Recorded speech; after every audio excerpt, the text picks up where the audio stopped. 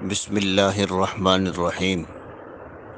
میرے محترم سامعین، آج آپ کو ایسے کلمات بتاؤں گا، ایسا وظیفہ بتاؤں گا کہ یہ وظیفہ اللہ جل شانہ نے قرآن کریم میں ہمیں بتایا ہے۔ اس کا فائدہ یہ ہے کہ اگر آپ کا گھر یا زمین جس پر فصل لگی ہوئی ہے یا دکان جو مال سے بھری ہوئی ہے یا کوئی اور آپ کا بزنس ہے یا آپ کے پاس مہنگی ترین گاڑی ہے یا آپ کی اچھی ملازمت ہے یا آپ کی خوبصورت اولاد ہے، اور آپ ان سب چیزوں کو تباہی سے، بربادی سے، بد نظری سے، جادو سے بچانا چاہتے ہیں،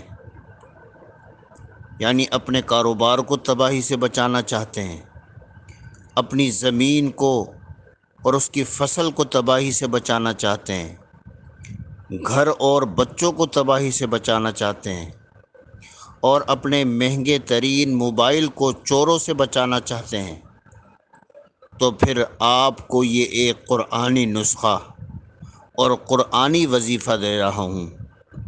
آپ اس وظیفے کو صرف ایک مرتبہ پڑھ لیں، اور پڑھنا کب ہے؟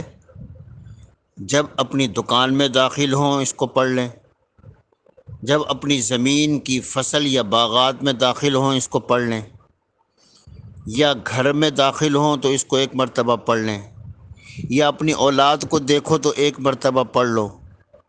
اس وقت ان کلمات کو آپ پڑھ لیں۔ اس کا فائدہ یہ ہوگا کہ ان کلمات کو پڑھنے کے بعد نہ نظر لگے گی، نہ جادو کا اثر ہوگا، اور نہ ہی کسی اور قسم کی تباہی ہوگی۔ امام مالک رحمۃ اللہ علیہ نے ان کلمات کو اپنے گھر کے باہر دروازے پر لگایا ہوا تھا۔ وہ کلمات کیا ہیں؟ وہ کلمات یہ ہیں، اور بالکل آسان ہیں۔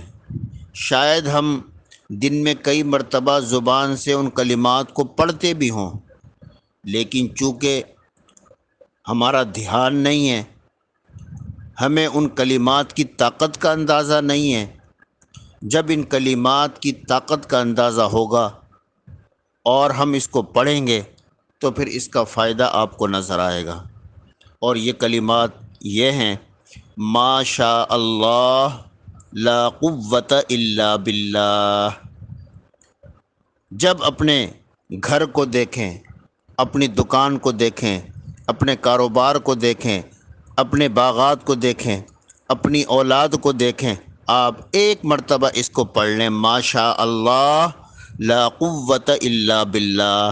اس کا معنی، اس کا ترجمہ یہ ہے کہ جو اللہ چاہتا ہے وہی ہوتا ہے، بغیر اللہ کی توفیق کے کسی میں کوئی طاقت نہیں۔